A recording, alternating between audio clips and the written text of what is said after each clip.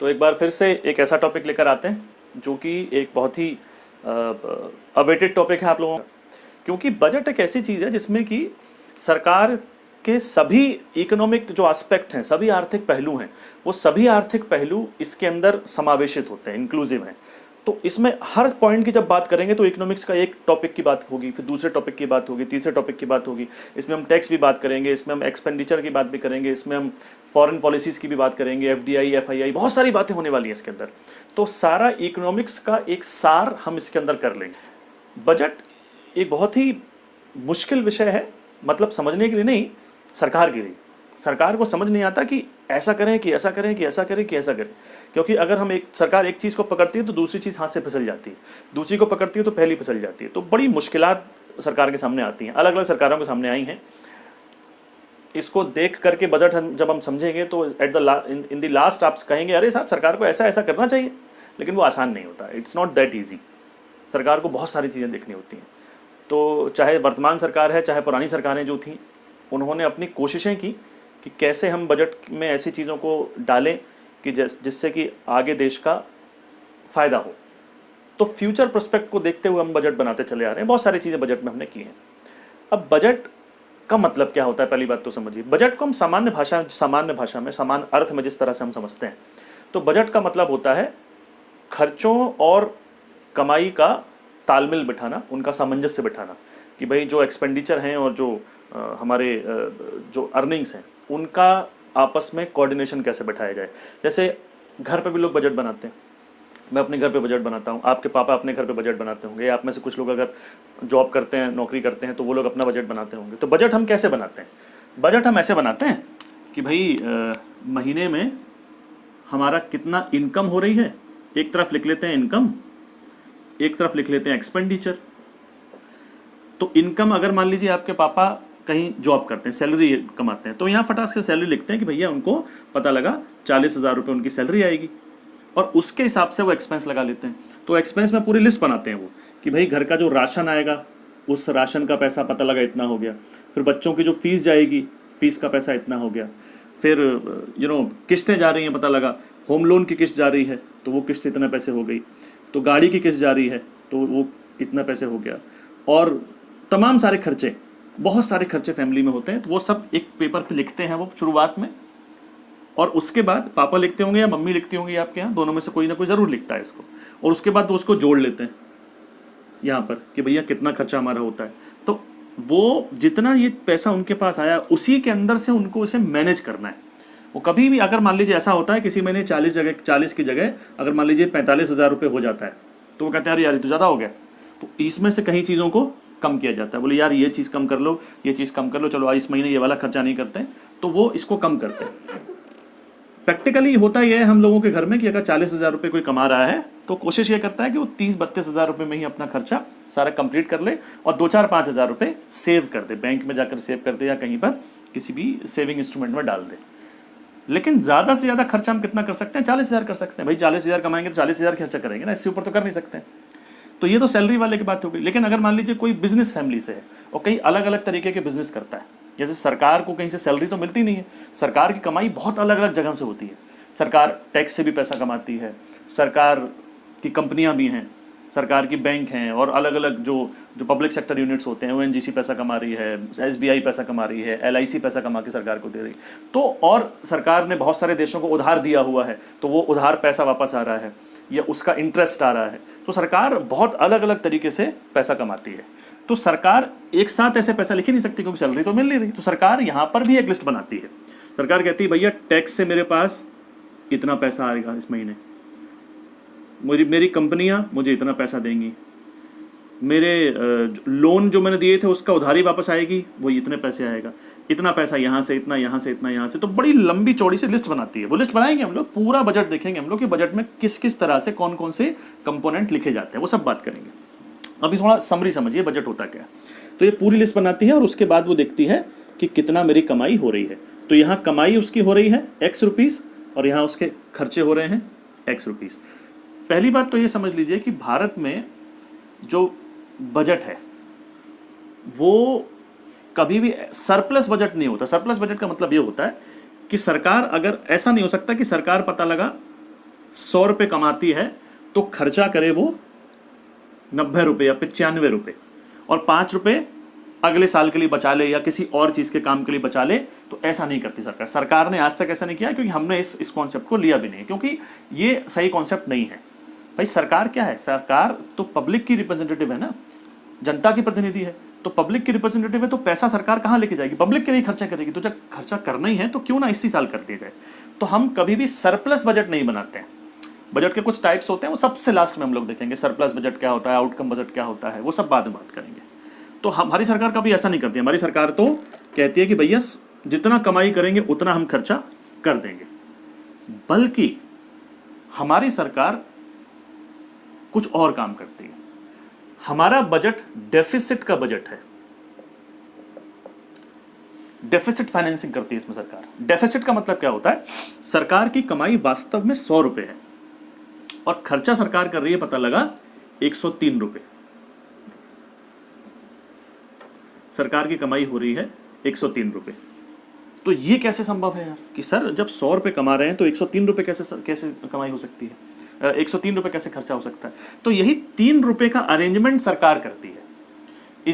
इसी को deficit financing कहते हैं। क्या कहते हैं? डेफिसिट की, जो बजट में डेफिसिट आ रहा है, खर्चे के लिए डेफिसिट आ रहा है, उसके लिए फाइनेंस की इस्तेमाल व्यवस्था कर रहे हैं। वो 3-4 तरीके से हो सकता है।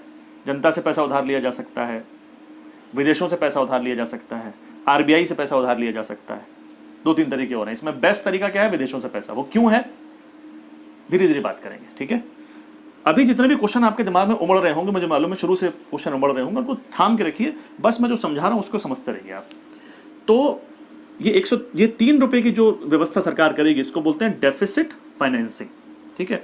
और भारत में डेफिसिट फाइनेंसिंग हर साल सरकार को करनी ही है, क्योंकि हमारा बजट हर साल इसी टाइप का बन रहा है।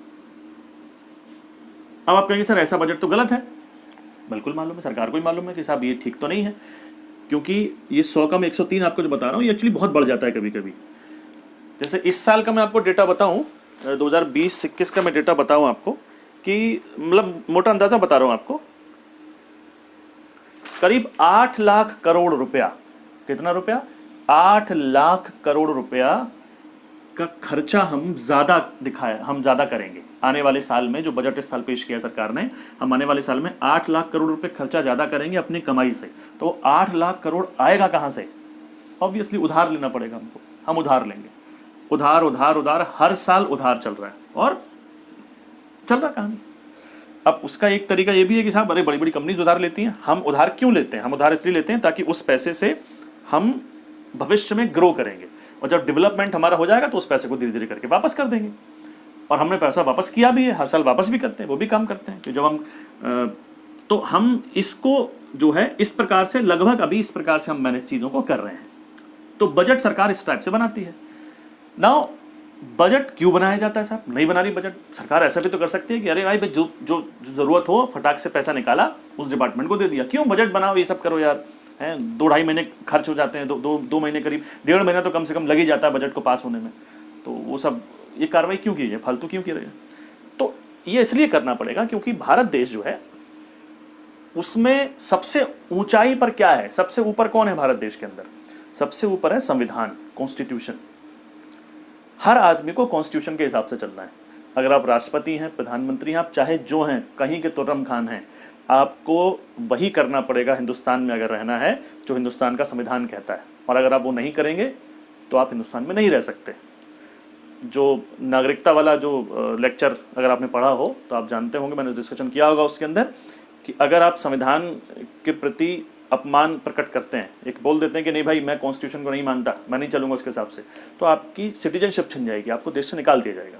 तो आपको संविधान तो मानना ही पड़ेगा। प्रधानमंत्री अपनी मर्जी नहीं कर सकते, वो काम कर सकते हैं जो संविधान उनको करने की परमिशन देता है। राष्ट्रपति अपनी मर्जी नहीं कर सकते, कोई भी अपनी मर्जी नहीं कर सकता। तो संविधान क्या कहता है इस बारे में? संविधान कहता है कि भाई ऐसा है, सरकार के पास जो पैसा है वो किसका है? तो साहब वो जनता का पैसा है, जनता से खरीदा, जनता से मतलब लिया है। क्योंकि सरकार क्या होता है? सरकार is the representative of people only. तो आपके पास जो पैसा है सरकार, वो जनता का है। तो जनता का पैसा जो है वो आप अपनी मर्जी से खर्च नहीं करेंगे, वो पैसा आप जनता से पूछ के खर्च करेंगे। वो सब जनता से कैसे पूछा जाएगा? बोले हम बताते हैं, जनता ने अपने रिप्रेजेंटेटिव्स को, अपने प्रतिनिधियों को चुन के संसद में भेजा है, पार्लियामेंट में भेजा है, तो पार्लियामेंट से पूछ लो आप। तो इनडायरेक्टली आप जनता से पूछ रहे हो। भाई पार्लियामेंट में लोग कहाँ से गए? अलग अलग जगह से चुन के भेजे। यहाँ से हमने कुछ लोगों को भेजा, तुमने अपने वहाँ से कुछ लोगों को भेजा, कोई केरला से आया, कोई तमिलनाडु से आया, कोई कहीं से आया, कोई कहीं से आया। तो वहाँ की जनता उन्हें अपने अपने रिप्रेजेंटेटिव के रूप में भेज रही है कि आप हमारी तरफ से जाके निर्णय लीजिएगा, आप हमारी तरफ से जाके डिसीजन लीजिएगा। तो वो लोग जाके पार्लियामेंट में बैठ जाते हैं और पार्लियामेंट्स में उन लोगों से पूछिए सर आप, मतलब एक बिल बनाइए, एक बिल तैयार कीजिए और एक एक्ट पास करवाइए, कानून बनाइए। पार्लियामेंट से आपको कानून बनेगा, तब जाकर के आप पैसा खर्चा कर पाएंगे, अदरवाइज नहीं कर पाएंगे। तो इसको आप ऐसे समझिए कि सरकार के पास जो तिजोरी है, जो सबसे बड़ी तिजोरी है सरकार की, उसका नाम है consolidated fund. Consolidated fund. Tax वाले लेक्चर में इसकी थोड़ी सी बात हम लोगों ने की थी। कंसोलिडेटेड फंड, संचित निधि इसको हिंदी में बोलते हैं। कंसोलिडेटेड फंड वो फंड है, आप जैसा कह सकते हैं कि सरकार का ज्यादातर पैसा, मेन तिजोरी सरकार की यही है। जो भी सरकार पैसा कमाती, जैसे सरकार ने टैक्स से पैसा कमाया, वो सब इसी में जाएगा। सरकार ने दूसरे देशों से लोन लिया, इसमें जाएगा। सरकार ने दूसरे देशों को लोन दिया था तो वो लोन वापस आया, इसमें जाएगा। सरकार की जो कंपनियां जो मुनाफा कमाती हैं और उसका जो हिस्सा सरकार को देती हैं, यानी कि डिविडेंड जो सरकार कमाती है, वो इसी में आता है। सरकार की जो भी अर्निंग्स होती हैं, जो भी कमाई होती हैं, वो इसमें आती हैं।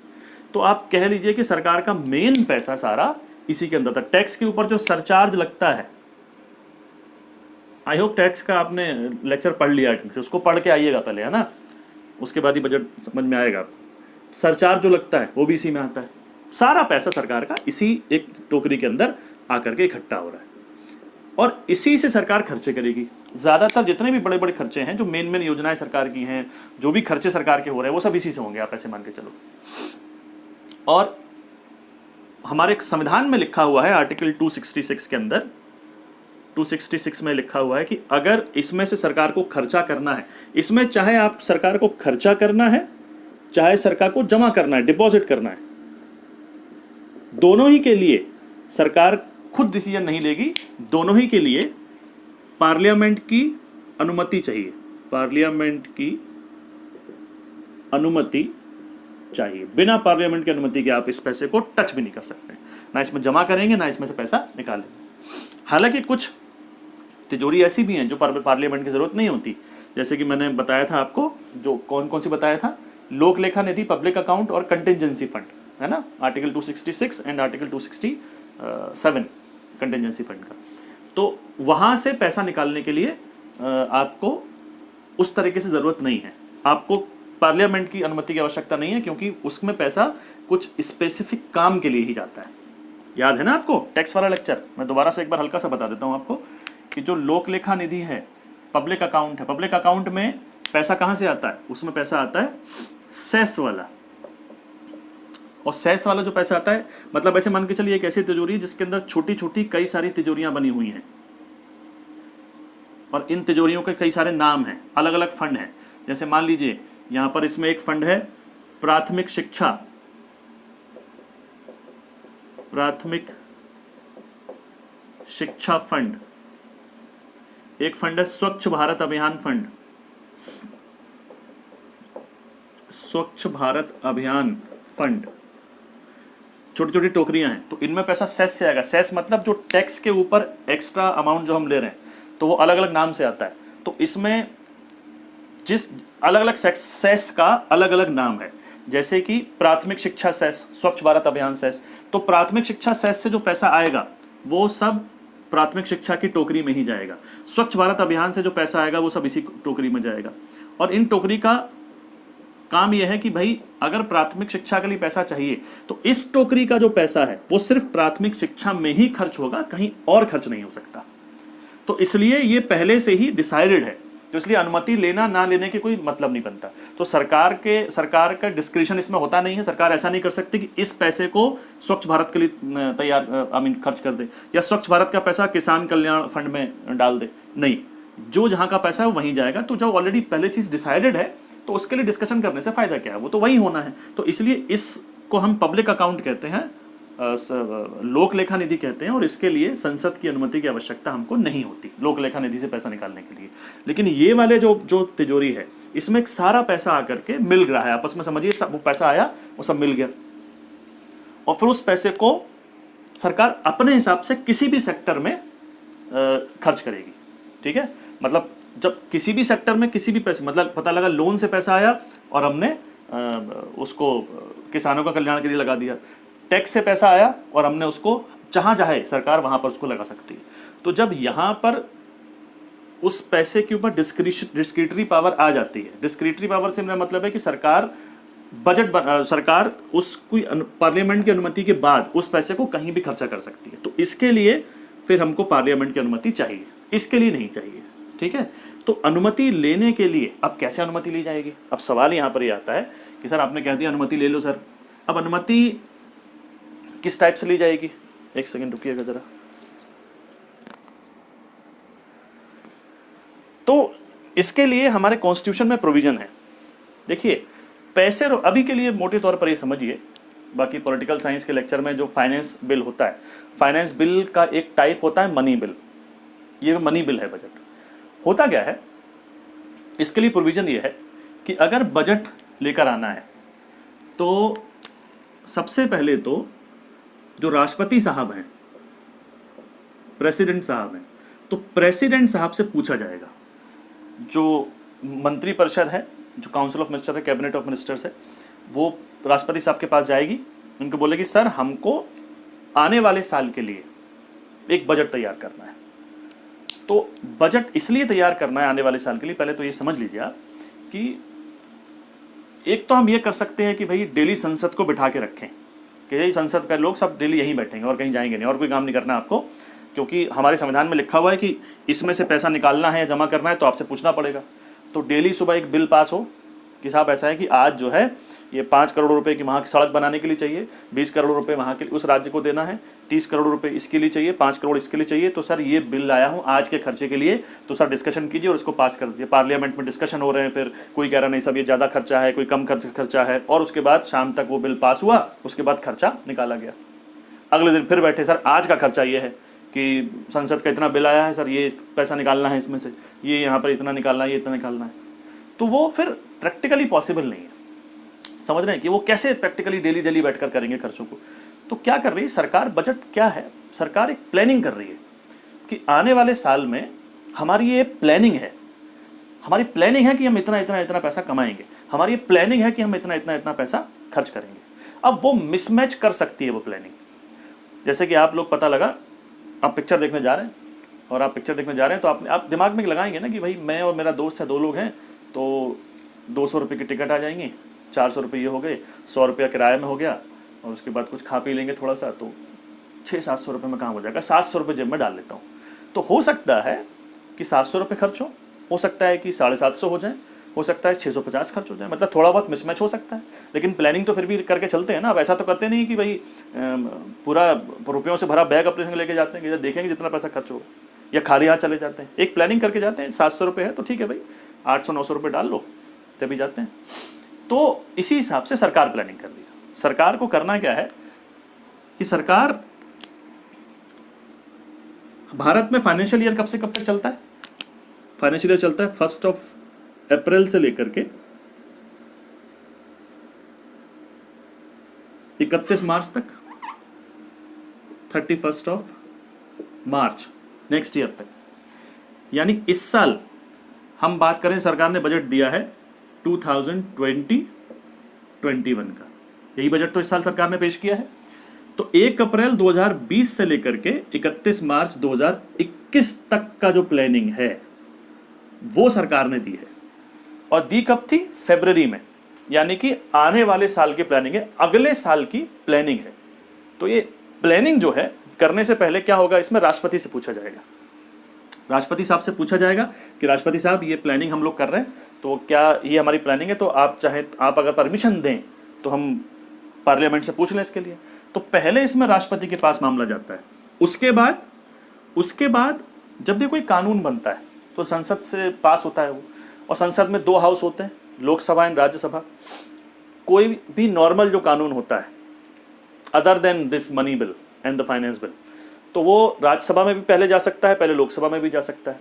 जहाँ जिस भी हाउस में पहले जाता है उसको फर्स्ट हाउस कह देते हैं। तो फर्स्ट हाउस किसी नॉर्मल कानून के लिए लोकसभा भी हो सकता है, राज्यसभा भी हो सकता है। तो पहले लोकसभा में जाएगा तो वहाँ से पास हो जाएगा तो राज्यसभा में जाएगा उसके बाद, या पहले राज्यसभा में गया तो पहले वहाँ से पास हो जाएगा और लोकसभा में जाएगा उसके बाद। लेकिन मनी बिल के संग ऐसा नहीं है, बजट के संग ऐसा नहीं है। बजट हमेशा पहले लोकसभा में जाता है, इस बात को भी याद रखिएगा। बजट हमेशा पहले कहाँ जाएगा? लोकसभा में जाएगा, और लोकसभा में ही सारी पावर्स हैं इसके पास। मैं डिस्कशन करूंगा कि कैसे कैसे अलग अलग स्टेजेस होते हैं इसके। लोकसभा से पास हो जाएगा जब ये, तो उसके बाद फिर राज्यसभा में जाएगा जरूर, राज्यसभा में जाएगा, राज्यसभा में, लेकिन राज्यसभा के पास कोई पावर नहीं है इसके लिए। राज्यसभा इसको 14 डेज के अंदर अंदर पास कर ही देगी, और पास नहीं भी करेगी तो भी पास हुआ मान लिया जाएगा। हाँ, राज्यसभा कुछ सजेशन दे सकती है सरकार को कि सर हम चाहते हैं कि ये खर्चे ऐसे ना हो, ऐसे ना हो, ऐसे ना हो, लेकिन अब वो उन सजेशंस को सरकार मानती है कि नहीं मानती है वो सरकार के ऊपर है। सरकार के ऊपर ही पूरी उनकी मर्जी पर निर्भर करता है। और आपको इतना पॉलिटिकल साइंस है तभी पता हो गई होगा कि लोकसभा से तो पास हो ही जाएगा ये वाला बिल, क्योंकि सरकार किसकी बनी है? सरकार उसकी बनी है जिसकी मेजोरिटी है लोकसभा में, और जब मेजोरिटी मेरी लोकसभा में है, मेरा बहुमत लोकसभा में है, तो लोकसभा से तो पास करा ही लूंगा ना मैं, मतलब आधे से ज्यादा लोग मेरे ही हैं लोकसभा में, तो हाल पास हो जाएगा। तो प्रैक्टिकली सरकार जो चाहती है बजट में होता वही है, थियोरेटिकली पार्लियामेंट की परमिशन से होता है। ठीक है, तो लोकसभा से पास हो गया, होना ही था, राज्यसभा में गया, राज्यसभा ने सजेशन दिए, उनको माने या ना माने वो सरकार के हाथ में है, वो फाइनेंस मिनिस्टर साहब के हाथ में। वो चाहे तो कुछ चेंजेस करने, कुछ चाहे तो ना करें। राज्यसभा से पास होने के बाद फिर क्या होगा? फिर साहब ये राष्ट्रपति के पास आएगा, प्रेसिडेंट के पास आएगा, और प्रेसिडेंट साहब इस पर साइन कर देंगे। प्रेसिडेंट साहब के पास जो छोटी मोटी वीटो पावर हैं, जो आप समझते हैं वीटो पावर, या वीटो पावर तो है ही, थोड़ी बहुत आप कह सकते हैं आर्टिकल 111 में, इस पर कोई वीटो पावर का प्रयोग नहीं होगा। राष्ट्रपति के पास आया और उनको सिग्नेचर करने ही पड़ेंगे। ठीक है, इसमें यह भी है। तो शुरुआत राष्ट्रपति से हो रही है इसमें, उसके बाद राष्ट्रपति पे ही पहुंच रहा है। समझ रहे हैं? तो मोटे तौर पर इस तरीके से बजट पास होता है। दूसरी बात, बजट जब पास होता है तो एक बड़ी इंटरेस्टिंग बात तो ये है कि बजट नाम से हमारे संविधान में कुछ है ही नहीं। मैं बड़ा बजट बजट बजट बजट चिल्ला रहा हूँ कि संविधान में ये होता है, संविधान में ये करना पड़ता है। अब संविधान में बजट कहीं लिखा ही नहीं है कि बजट पेश होगा। बजट का जो लिटरल मीनिंग होता है, इसका मतलब होता है चमड़े का थैला। चमड़े का थैला। देखो क्या होता था ब्रिटेन में, जब बजट पहले पेश होता था तो ब्रिटेन में ही बजट पेश होता था, तो एक चमड़े के थैले के अंदर पेपर रख के लाए जाते थे, कागज रख के लाए जाते थे। तो जब गवर्नमेंट बजट पेश करती थी तो उसके आधार पर व्यापारी और बाकी सब लोग अपनी अपनी स्ट्रेटजी बनाते थे कि इस साल यहाँ टैक्स बढ़ गया, यहाँ कम हो गया, सरकार की ये पॉलिसीज हैं। तो बड़ा क्यूरियोसिटी रहती थी। तो वो कहते थे साहब हम वो डॉक्यूमेंट पेश कर रहे हैं। तो वो जब चमड़े के थैले में आते थे तो लोग कहने लगे होंगे कि भाई वो चमड़े का थैला पेश करो, चमड़े का थैला कहाँ है, चमड़े के थैले में क्या क्या रखेंगे, इस बार क्या नहीं रखेंगे। तो चमड़े का थैला, बजट बजट बजट बजट कि बजट पेश करो, वैसे करके होने लगा होगा कुछ। तो एक लेमन लैंग्वेज में बजट नाम पड़ गया। बजट करके कुछ शब्द नहीं होता। बजट का मतलब चमड़े का थैला, जैसा मैंने कहा। ये किस भाषा के शब्द है तो मुझे नहीं पता, इंग्लिश का तो नहीं है, किसी और भाषा का है। तो चमड़े का थैला थोड़ी लिखेंगे संविधान में, तो कहीं भी हमारे कॉन्स्टिट्यूशन में बजट शब्द का प्रयोग नहीं किया गया है। ठीक है, इसको बस हम लोग अपने अंडरस्टैंडिंग के लिए यूज करते हैं। तो संविधान में क्या लिखा गया है? संविधान का जो आर्टिकल 12 है उसके अंदर लिखा है कि सरकार को एनुअल, सरकार से यहां मतलब राष्ट्रपति से होता है। बजट कौन पेश करता है? थ्योरेटिकली राष्ट्रपति पेश करवाता है, और फिर पेश करने के लिए आता कौन है? वो फाइनेंस मिनिस्टर करता है। तो एनुअल फाइनेंशियल स्टेटमेंट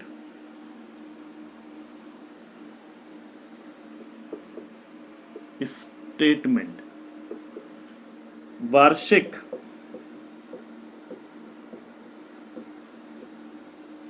वित्तीय विवरण, ये है बजट का असली नाम। कई बार ये क्वेश्चन का एग्जाम में पूछा गया है। तो बजट को हम किस नाम से डिनोट करते हैं, किस नाम से समझते हैं संविधान के अंदर? तो that is annual financial statement, वार्षिक वित्तीय विवरण।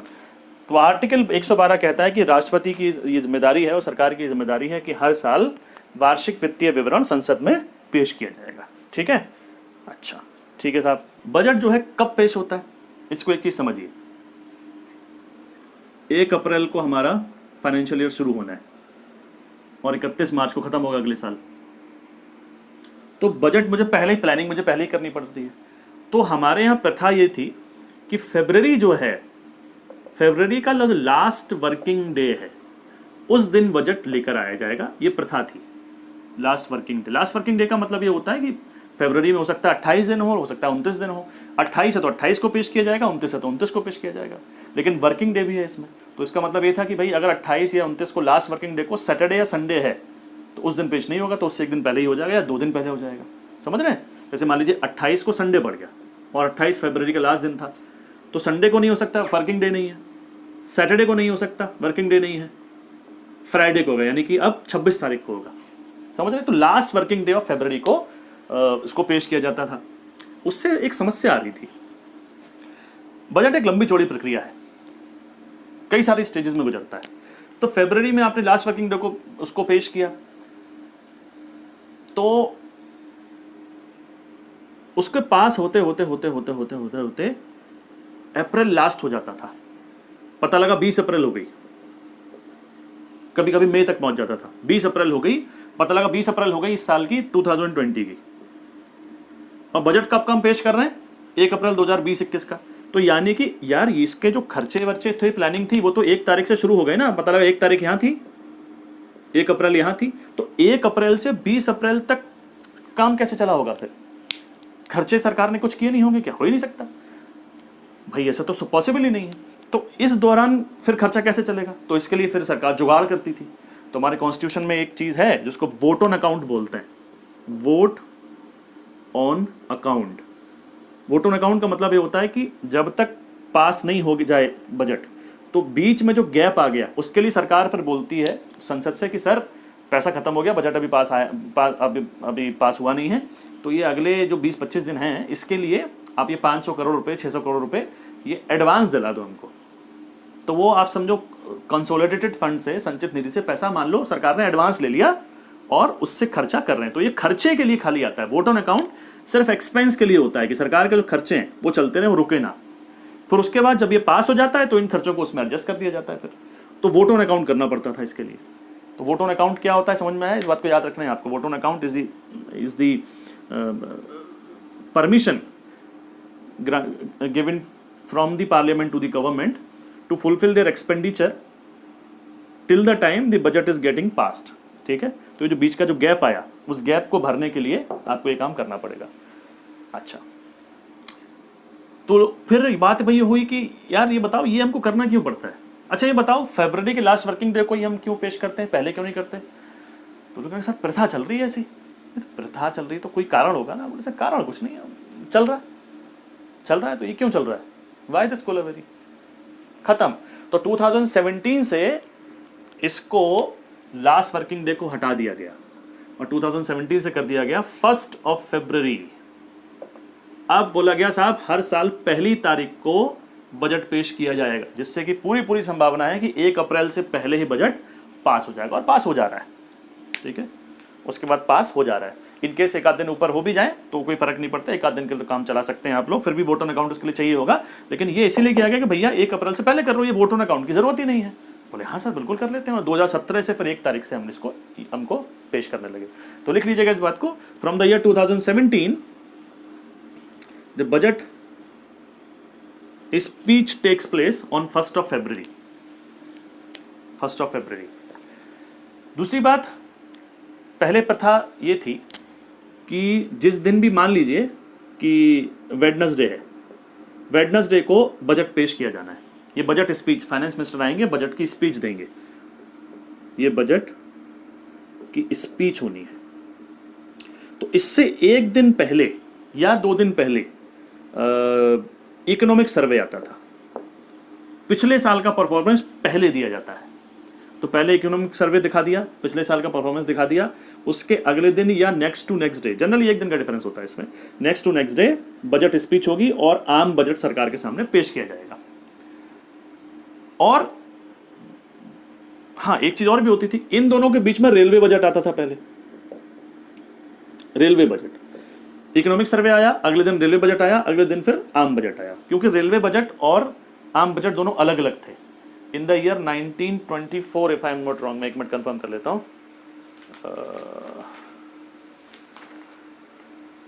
हाँ, 1924 में रेलवे बजट और जनरल बजट इन दोनों को अलग कर दिया गया था, इन दोनों को सेपरेट कर दिया गया था कि साहब रेलवे का बजट अलग पेश किया जाएगा और बाकी चीज़ों का बजट अलग पेश किया जाएगा, जिससे कि रेलवे पर थोड़ा सा ज़्यादा फोकस चीज़ों का किया जा सके।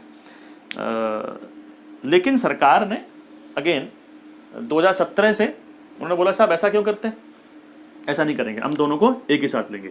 और फ्रॉम द ईयर 2017 ओनली, 2017 से ही रेलवे बजट और आम बजट दोनों दोबारा से मिला दिए गए और दोनों की स्पीच एक साथ ही होती है, दोनों एक साथ ही तैयार करते हैं। ठीक है, तो पहले रेलवे बजट जो है रेलवे मिनिस्टर दिया करता था और जनरल बजट फाइनेंस मिनिस्टर दिया करता था, लेकिन अब दोनों ही फाइनेंस मिनिस्टर देता है। बात समझ में आ रही है आप लोगों को? ये छोटे छोटे पॉइंट्स हैं, लिखते चलिए आप इसको।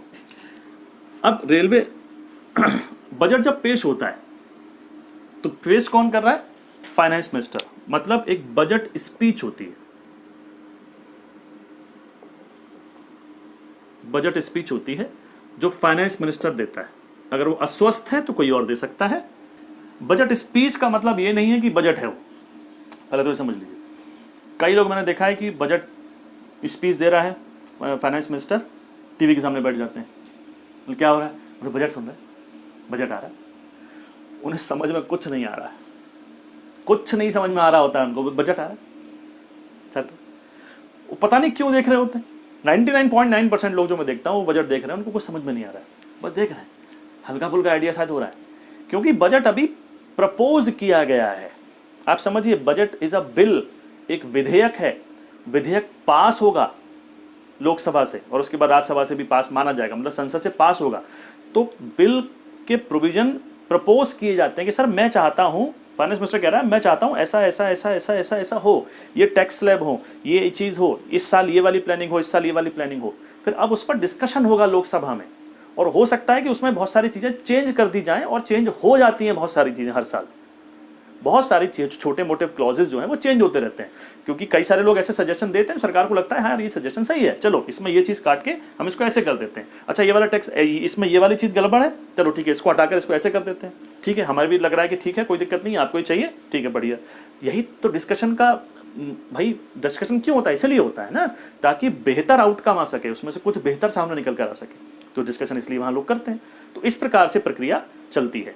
तो शुरुआत यहाँ से होती है बजट के पास। अभी देखो मेरे बच्चों, बने रहो लेक्चर के अंदर, अभी बजट मैंने शुरू भी नहीं किया है, अभी तो मैं बजट के चारों तरफ तुमको घुमा रहा हूँ, वो समझो, फिर उसके बाद बजट टक से एकदम से अंदर दिमाग में खट से घुस जाएगा। तो क्योंकि बजट में हमको ना पॉलिटी भी थोड़ी डालनी पड़ती है, थोड़ा सा संविधान में क्या प्रोविजन है, अब वैसे ही चलना पड़ेगा हमको, तो सरकार वैसे चलती है तो हमको वैसे चलना पड़ेगा। तो कई लोग बजट पॉलिटिकल साइंस में पढ़ लेते हैं, कई लोग बजट इकोनॉमिक्स में पढ़ते हैं। मेरे हिसाब से इकोनॉमिक्स में पढ़ना ज़्यादा बेहतर है, क्योंकि इसके बाद जो बजट वाली चीज़ें पेश की जाएंगी उसमें जो आपको बताऊंगा तो आपको समझ में आएगा कि बजट एक्चुअली इकोनॉमिक्स का पार्ट है।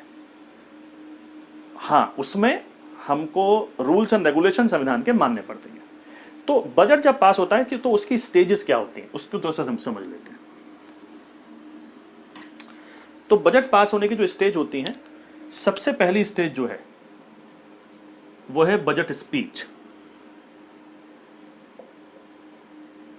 बजट स्पीच कौन देता है? बजट स्पीच फाइनेंस मिनिस्टर देता है। बजट तैयार कौन करता है? बजट तैयार फाइनेंस मिनिस्टर नहीं करता है, बजट तैयार करता है एक डिपार्टमेंट है पूरा इसके लिए, जिसका नाम है department of economic affairs. Department of economic affair जो है वो बजट तैयार करता है, इस बात को लिख लीजिएगा। और यही डिपार्टमेंट इकोनॉमिक सर्वे भी तैयार करता है। हालांकि इकोनॉमिक सर्वे में बहुत सारे और डिपार्टमेंट्स का भी सहायता होती है, क्योंकि इकोनॉमिक सर्वे जो होता है वो और कुछ नहीं है, पूरे डेटा से संग खेलते हैं कि जीडीपी इतने % बढ़ रही है, जीडीपी इतने % घट रही है, ग्रोथ इतनी है, महंगाई इतनी है, वो सब डेटा उसमें होते हैं। तो उसमें CSO जो है, सेंट्रल स्टैटिस्टिकल ऑर्गेनाइजेशन, उसकी भी हेल्प ली जाती है, उसके डेटा उसमें इन्फ्यूज़ किए जाते हैं, लेकिन बनाता डिपार्टमेंट ऑफ इकोनॉमिक अफेयर्स वाला ही है इसको, ठीक है ना। पेश कौन कर रहा है? फाइनेंस मिनिस्टर कर रहा है। तो इसमें वास्तव में क्या हो रहा है इसके अंदर? इसमें बजट जो है प्रपोज किया जा रहा है, प्रपोजल है ये। Budget speech is nothing but the proposal. Budget speech से बहुत से क्वेश्चन बनते हैं। बजट स्पीच वेबसाइट पर सरकार की अवेलेबल रहती है, फाइनेंस मिनिस्ट्री की वेबसाइट पर अवेलेबल होती है। जिस समय भी आपका पेपर है उस साल की बजट स्पीच एक बार पढ़ लिया करो। जैसे इस साल की बजट के बारे में तो मैं आपको मेन बातें बताने वाला हूँ कि इस साल क्या क्या सरकार ने मेन डिसीजन लिए हैं, लेकिन बजट एक ऐसा टॉपिक है कि ठीक है, फंडामेंटल्स तो सेम रहेंगे, लेकिन जो उसके प्लानिंग्स हैं वो हर साल चेंज होती हैं। हर साल कोई नई एक कॉन्सेप्ट आ जाता है उसके अंदर, कोई नई कुछ योजनाएं आ जाती हैं, नई प्रकार सरकार सोचती है, तो उसमें भी आपको थोड़ा सा सेल्फ स्टडी करनी पड़ेगी, है ना। एक बार पढ़ के नहीं होगा, हर साल जब भी बजट आएगा तो आप उसके लिए बजट स्पीच पढ़ सकते हैं, या फिर कोई अच्छी करंट अफेयर की मैगजीन लेकर के उसमें से चीज़ों को पढ़ सकते हैं। खुद पढ़ेंगे तो बेहतर है। तो ये प्रपोजल है, बजट स्पीच प्रपोजल हो गया। इसके बाद क्या होगा? इसके बाद सेकंड जो स्टेज होती है वो होती है जनरल डिस्कशन। जनरल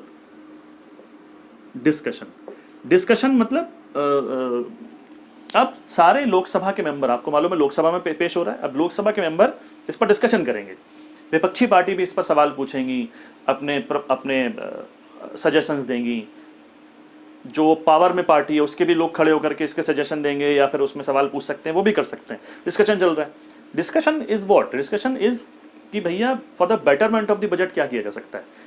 कोई कहेगा सर इस टैक्स स्लैब को ऐसे कर दो, कोई कहेगा सर इस चीज़ को ऐसे कर दो, कोई कहेगा इस चीज़ को ऐसे कर दो। और अगर किसी चीज़ पर सब लोगों की एकमत राय बनती दिख रही है, यानी 50% से ज़्यादा लोग किसी एक बात के लिए सहमत हैं कि भैया ये वाली चीज़ हटा करके उसको ऐसे कर दो, तो वैसे हो जाएगा वो, ठीक है।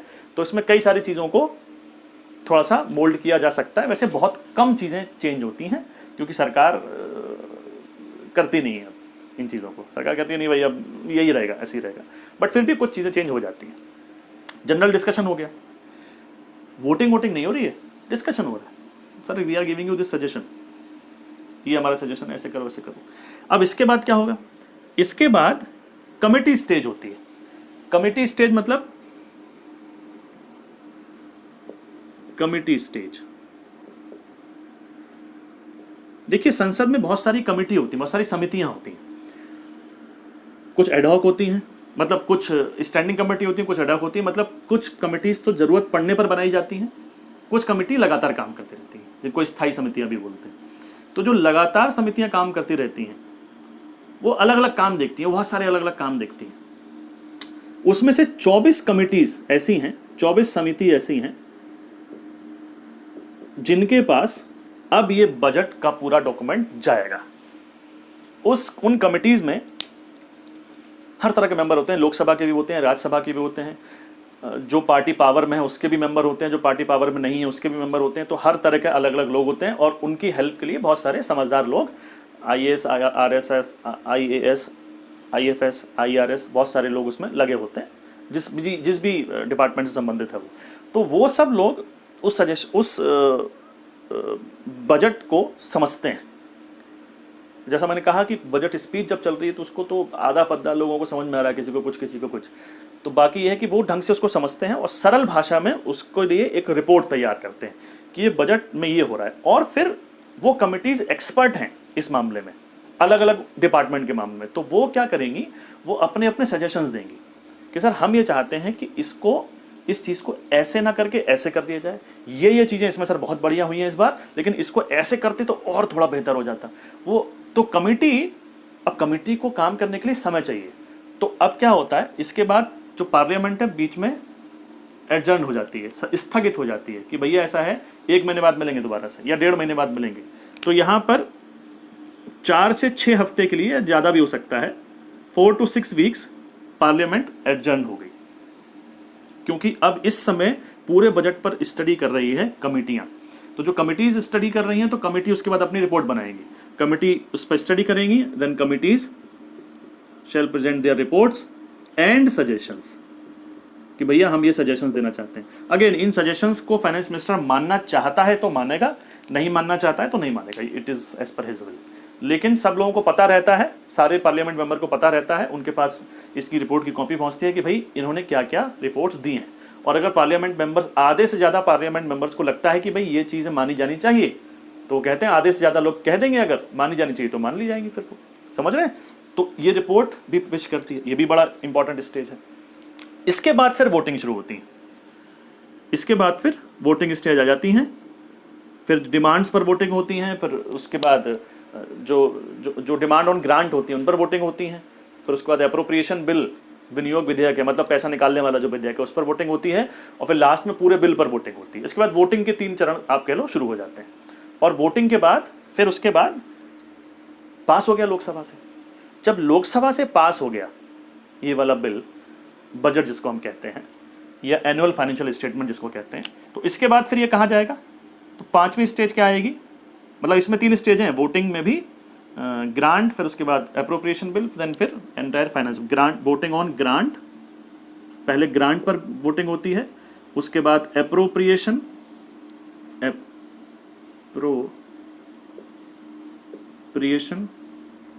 विनियोग मतलब पैसा निकालने के लिए, विनियोग विधेयक पर वोटिंग होती है, और लास्ट में पूरे फाइनेंस बिल पर वोटिंग होती है, मतलब पूरे कानून पर वोटिंग होती है कि ठीक है साहब यस और नो, तो यस ही हो जाता है। ये 3 वोटिंग हो गई अलग अलग, और उसके बाद ये कहाँ जाएगा? उसके बाद ये जाएगा सॉरी, राज्यसभा में।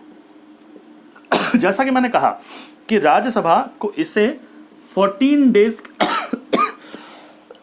सॉरी, राज्यसभा को इसको 14 दिन के अंदर पास करना ही पड़ेगा। अगर पास नहीं करेगी तो मान लिया जाएगा राज्यसभा ने पास कर दिया है, और दोबारा से लोकसभा अपने काम करना शुरू कर देगी। राज्यसभा इसमें सजेशन दे सकती है, लेकिन उन सजेशंस को मानने के लिए लोकसभा बाध्य नहीं है, but it is not mandatory for the Lok Sabha to follow those instructions या suggestions which have been given by the Rajya Sabha. बात समझ में आ रही है आप लोगों को? तो राज्यसभा से ये हुआ, और उसके बाद फिर से ये राष्ट्रपति के पास जाएगा, राष्ट्रपति सिग्नेचर करेगा, पास हो गया। तो शुरुआत राज्यसभा से हुई, शुरुआत राष्ट्रपति से हुई थी, राष्ट्रपति से परमिशन लेकर के तो इसको किया गया था। इसको भी याद रखिएगा, बजट जो है या कोई भी मनी बिल राष्ट्रपति से परमिशन लेने के बाद ही दिया जाता है, और लास्ट में फिर इसने साइन किए, और उसके बाद फिर ये इनफोर्स हो जाएगा, और इम्प्लीमेंटेशन इसका धीरे धीरे करके फिर शुरू हो जाता है। तो ये बजट के बनाने की प्रोसेस है। तो ये है, आप जो बोर्ड पे मेरे पीछे लिखा हुआ देख रहे हैं, इसको हम कहते हैं बजट। ठीक है, इसको आप समझते हैं, ये परफॉर्मा है बजट का। आपको अगर किसी किताब में दूसरा परफॉर्मा मिले तो आप उसको भूल जाइएगा। वैसे जो परफॉर्मा आपको किसी भी किताब में मिलेगा वो इससे मिलता जुलता ही होगा, थोड़ा बहुत चीज़ें आगे पीछे हो सकती हैं, क्योंकि कुछ परफॉर्मा में चेंजेस हुए हैं, और कुछ चीज़ें मैंने अपने हिसाब से भी इसमें थोड़ा सा चेंज किया है, क्योंकि मुझे मालूम है कि कैसे आपको बेहतर समझ में आने वाला है। ये परफॉर्मा कभी आपको एग्जाम में बनाना नहीं पड़ेगा, और बनाना पड़े तो यही बनाइएगा जो मैं बना रहा हूँ, बिल्कुल सही परफॉर्मा है। देखो होता क्या है बजट के अंदर, आप समझो, मैं एक एक करके पहले चीज़ों को समझा देता हूँ, आप पहले समझ लीजिए, बाद में इकट्ठा नोट कर लीजिएगा, रिवाइज करके नोट, मतलब वीडियो पीछे करके नोट कर लीजिएगा इसको। देखिए, जैसा हमने बैलेंस ऑफ पेमेंट के लेक्चर में पढ़ा था, बैलेंस ऑफ पेमेंट में 2 अकाउंट होते हैं, एक कैपिटल अकाउंट और एक करंट अकाउंट। यहाँ पर ऐसा नहीं, यहाँ पर 2 तरह के अकाउंट है, एक है रेवेन्यू अकाउंट, राजस्व खाता, और दूसरा है कैपिटल अकाउंट, पूंजी खाता। कैपिटल, और मैं कैपिटल क्या होता है मालूम है आपको? कैपिटल मतलब फॉर लॉन्ग टर्म, जैसे मान लीजिए, और राजस्व रेवेन्यू मतलब शॉर्ट टर्म के लिए, टेम्परेरी बेसिस पे। जैसे मान लीजिए सरकार ने कोई अस्पताल बनाया, कोई स्कूल बनाया, कोई यूनिवर्सिटी बनाई, तो वो तो आज पैसा उसके लिए खर्च कर दिया, पता लगा, लेकिन वो तो आप लंबे समय तक हमको फायदा देगा ना। अस्पताल बना तो लंबे समय तक लोग उसमें काम ठीक होंगे, अपनी बीमारी से निजात पाएंगे, और अगर स्कूल बना, कॉलेज बना, तो लंबे समय तक वो बच्चों को पढ़ाएगा। तो वो खर्चा कहाँ आएगा? वो कैपिटल के अंदर उस खर्चे को डालेंगे हम लोग। लेकिन मान लीजिए सरकार ने कहा कि ठीक है, मनरेगा में हमको मजदूर को मजदूरी देनी है, तो भैया उसने काम किया, मजदूरी दी, काम खत्म, तो वो कहाँ आएगा? वो रेवेन्यू में आएगा।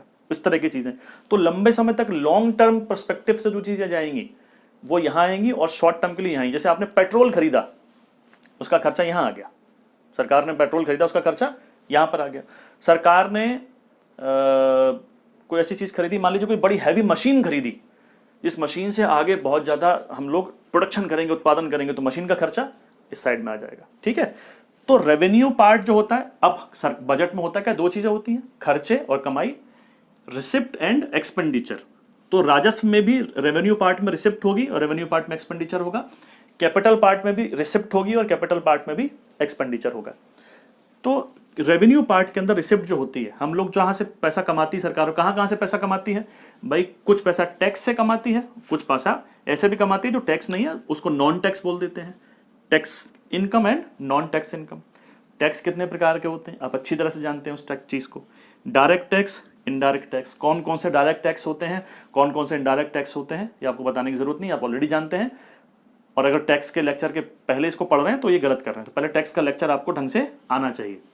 तो डायरेक्ट टैक्स, इनडायरेक्ट टैक्स, ये कमाई होगी सरकार की, ये बहुत बड़ी कमाई सरकार की होती है। उसके बाद नॉन टैक्स कमाई कहां से करती है सरकार, जो टैक्स नहीं है लेकिन कमाई हो रही है। देखिए सरकार बहुत सारी कंपनीज को या लोगों को कुछ सेवाएं देती है, उसके बदले में पैसा लेती है। बहुत से सामान सरकार बेचती है, उससे पैसा कमाती है, मतलब कुछ व्यापार कर रही है ऐसे मान लो आप। तो पहला इसमें लिखा हुआ है services and selling of goods, सेवाएं देना और वस्तुओं को बेचना।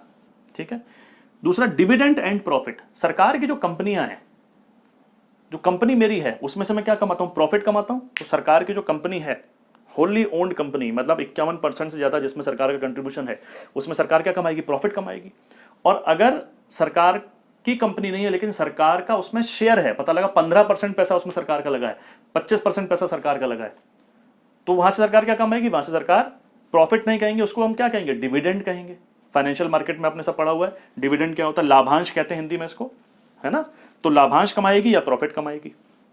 उसके अलावा सरकार ने इंटरेस्ट, ब्याज कहां से आएगा, सरकार ने जो दूसरे देशों को लोन दिया है, छोटे छोटे देशों को, नेपाल को, भूटान को हमने लोन दे दिए, श्रीलंका को लोन दे दिया, तो वो पैसा की ब्याज आ रही है। तो ब्याज क्या है, ब्याज एक प्रकार की कमाई तो है, मूलधन तो आएगा अलग से, वो तो आएगा ही, लेकिन ये क्या है, हमारी ब्याज। तो ब्याज हमारी मूलधन जो है वो जो जो जो जो जो प्रिंसिपल अमाउंट है वो लॉन्ग टर्म के लिए चला गया हमारा, तो उसकी कमाई को या उसके पैसे वापस आने को हम कैपिटल अकाउंट में डालेंगे, लेकिन उसकी जो ब्याज जो है वो तो एक प्रकार की कमाई है, वो ब्याज इंटरेस्ट यहां पे डालेंगे हम लोग। ठीक है, तो इंटरेस्ट डाल दी। फिर ग्रांट रिसीव्ड या ग्रांट गॉट, ग्रांट मतलब अनुदान हिंदी में इसको बोलते हैं, दूसरे देश में से कोई पैसा हमको मिल गया, पता लगा सुनामी आई भारत के अंदर, तो कई सारे देशों ने कहा कि ठीक है हमसे आप इतना पैसा ले लीजिए, या वर्ल्ड बैंक ने कहा कि ठीक है इतना इतना आपको ग्रांट दे देते हैं।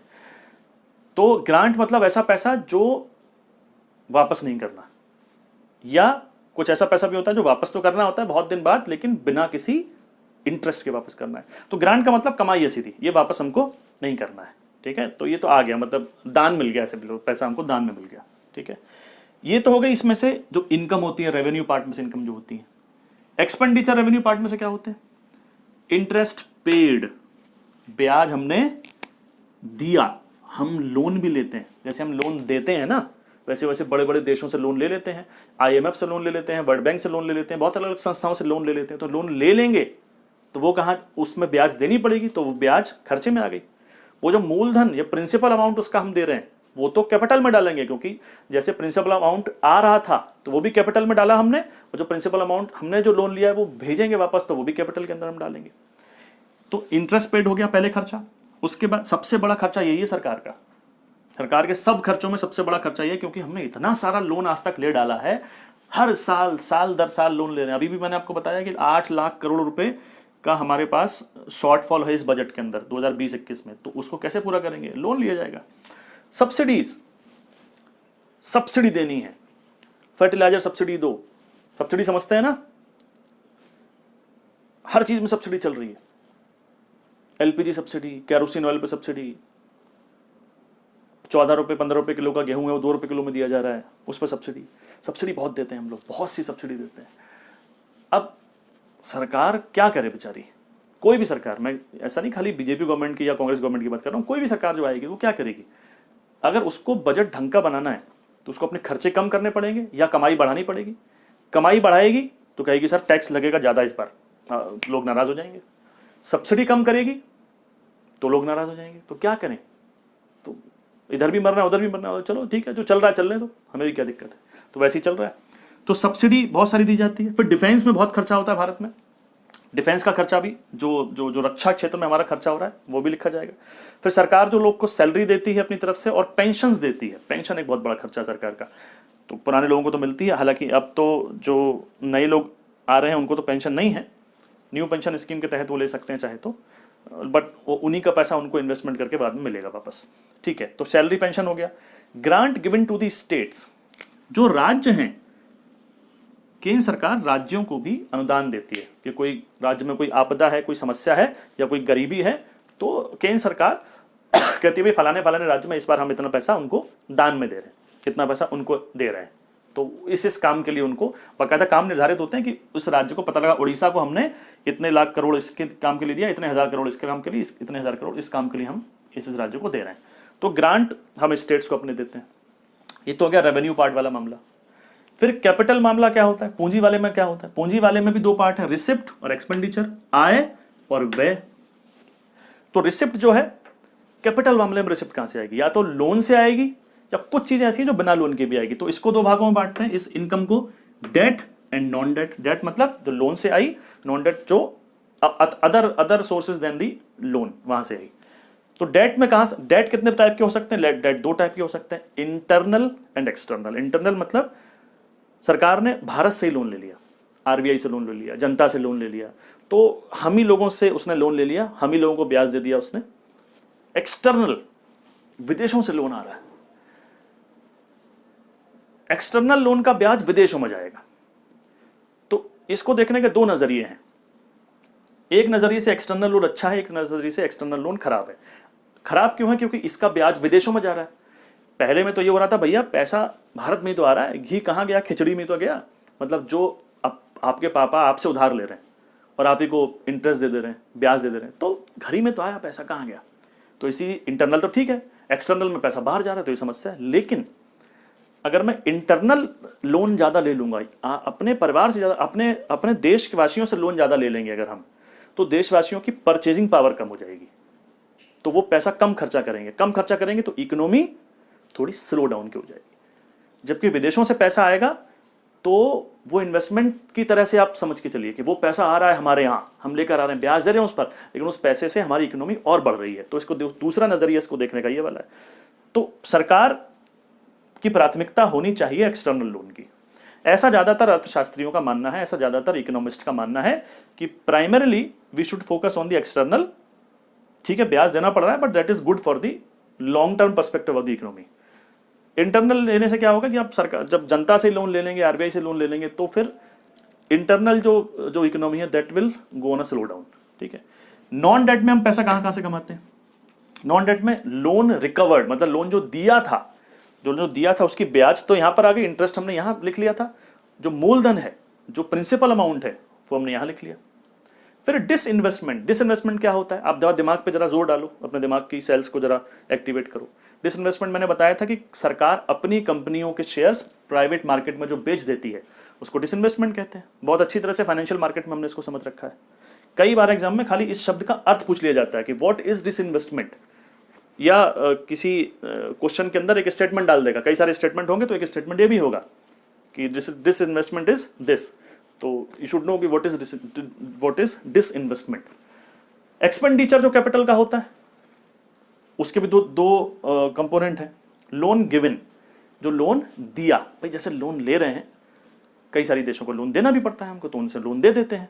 जो लोन दे देते हैं उसकी ब्याज को हम कमाई में डाल देते हैं, वो कमाई हमने रेवेन्यू पार्ट में डाली थी, लेकिन जो उसका प्रिंसिपल अमाउंट है हमने उसको एक्सपेंडिचर में डाल दिया, कैपिटल वाले पार्ट में।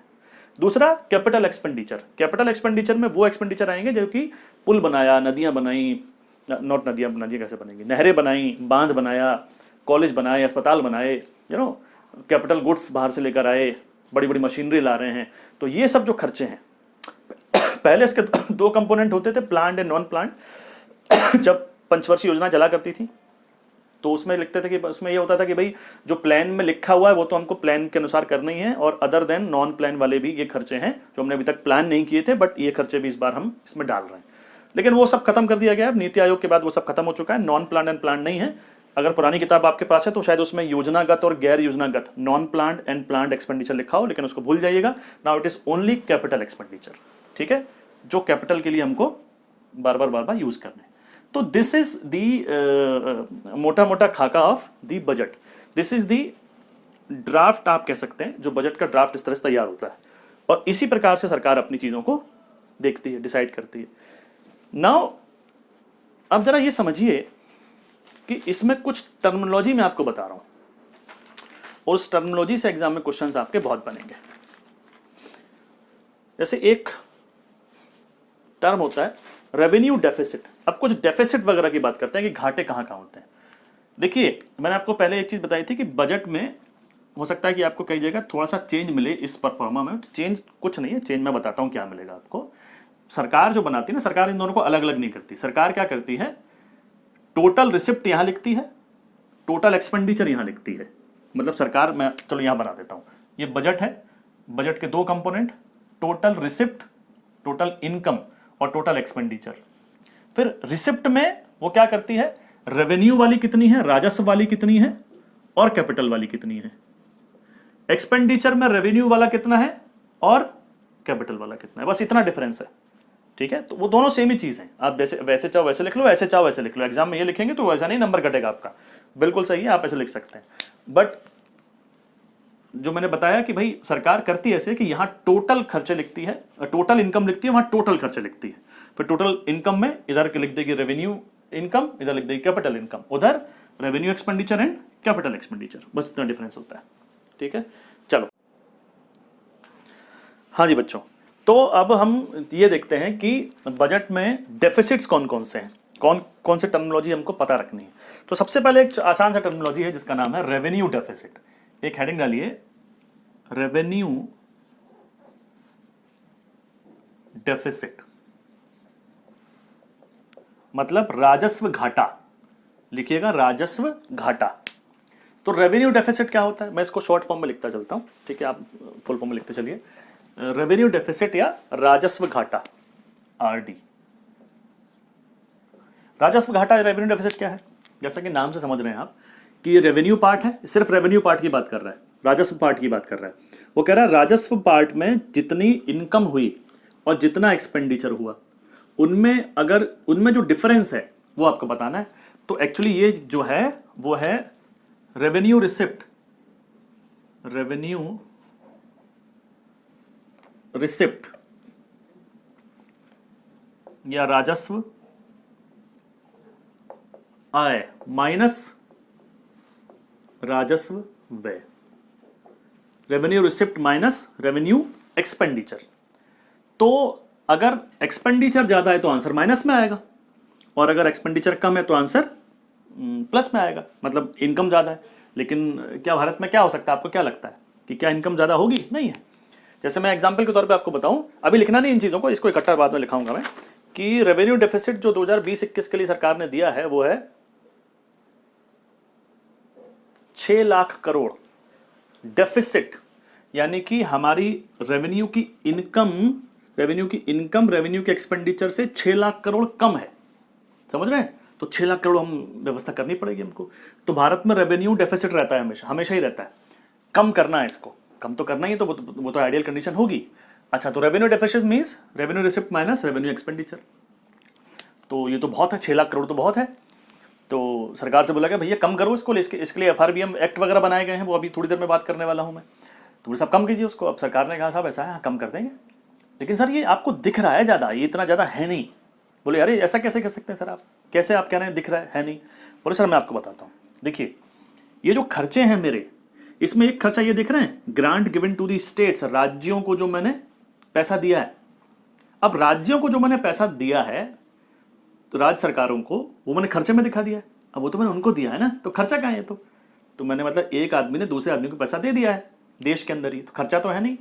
तो बोले नहीं, लेकिन फिर भी आपको तो खर्चा दिखाना पड़ेगा ना, वो आपके लिए तो एक्सपेंसिव हो गया ना। बोले ठीक है, मान लिया एक्सपेंस हो गया, लेकिन सर एक बात बताइए, जो राज्यों को मैंने पैसा दिया है उसमें कुछ पैसा तो ऐसा है जो राज्य लाएंगे खर्च कर देंगे, कुछ पैसा मैंने ऐसा दिया है अस्पताल बनाने के लिए, एम्स बनाया है साहब, यूनिवर्सिटी बनाने के लिए, कॉलेज बनाने के लिए, पुल बनाने के लिए, बांध डैम बनाने के लिए, इस टाइप के मतलब मैंने पैसे दिए हैं उन लोग को। तो वो जो कैपिटल क्रिएशन है, वही वो बांध, जो पुल है, जो सड़क है, जो अस्पताल है, जो कॉलेज है, वो तो कैपिटल क्रिएशन है, वो तो पूंजी का निर्माण हो रहा है जो आगे बहुत समय तक काम आता रहेगा। वो तो खर्चा नहीं है ना यार, वो तो खर्चा नहीं होना चाहिए। तो राज्यों को जो मैंने कैपिटल क्रिएशन के लिए पैसा दिया है, उसको सर पैसे को माइनस करो, इस घाटे में से उस पैसे को माइनस करो, तो वो मेरा घाटा है, ये थोड़ी है। तो चलो ठीक है, ये मान लेते हैं। तो अगला टर्म आता है जिसको बोलते हैं effective revenue deficit. Effective revenue deficit लिख लीजिएगा इसको, प्रभावी राजस्व घाटा। प्रभावी राजस्व घाटा क्या है कि जो रेवेन्यू डेफिसिट आया है, आरडी रेवेन्यू डेफिसिट राजस्व घाटा आया है, उसमें से वो पैसा माइनस कर दो जो स्टेट्स को दिया गया था फॉर द कैपिटल क्रिएशन। तो इसमें लिख लीजिए grant given to the states, grant given to states for capital creation, यानी पूंजी निर्माण के लिए राज्यों को दिया गया अनुदान। तो साहब ये मेरा वास्तविक राजस्व घाटा है। बोले ठीक है साहब, तो ये कितना है मैं आपको बताता हूं। जैसे कि ये इस साल के बजट में 4 लाख करोड़ है, लगभग 4 लाख करोड़ है। तो मतलब 2 लाख करोड़ का मान लो हम सरकार ने राज्यों को कैपिटल क्रिएशन के लिए दिया है। तो बोले सर ये इफेक्टिव है, ये it is effective revenue deficit. तो बोले ठीक है साहब। एफआरबीएम ने भी इस बात को मान लिया था, तो एफआरबीएम ने बाद में बोला था कि ठीक है भाई, इफेक्टिव रेवेन्यू डेफिसिट को कम करो, कुछ तो करो, ये बहुत ज्यादा हो रहा है। फिर एक और चीज आई, एक और आता है उसके बाद, बजट घाटा। मैं यहां लिख देता हूं बजट घाटा, बजटरी डेफिसिट।